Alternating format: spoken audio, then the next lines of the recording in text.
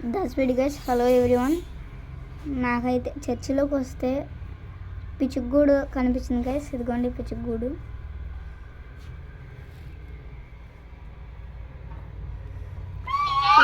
చూసిరా పిచ్చుక ఎంత అందంగా ఇల్లు కట్టుకుందో. పిచ్చుకి ఫోటో తీసాను, ఇప్పుడే పారిపోయింది పిచ్చుక. ఈ వీడియోలో పిచ్చుకని కూడా ఆ ఫోటో ఉంది కదా గాయస్, ఆ ఫోటో నెక్స్ట్ వీడియోలో పెడతాను. అర్థం అప్పండే చూడండి గైస్, ఎలా పిచ్చుకలాగా ఇలా చూడండి గైస్.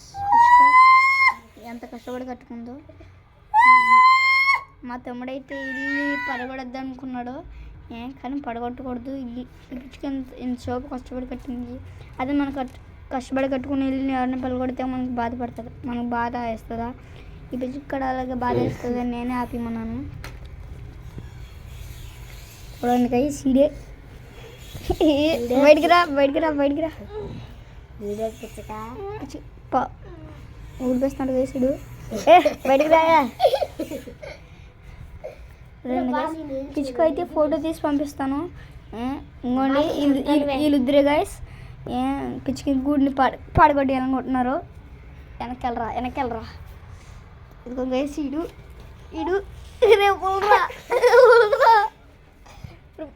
తగ్గితే తగ్గదులే. పుష్ప అంటే ఫైర్ అనుకుంటున్నావా? ఫైర్ ఫ్యామిలీరో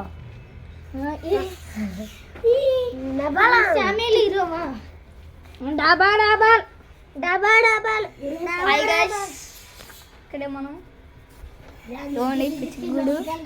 పిచ్చుక ఎక్కడ ఉన్నదో వెతకాలనుకుంటున్నాం, కానీ అది చాలా దూరం పారిపోయింది.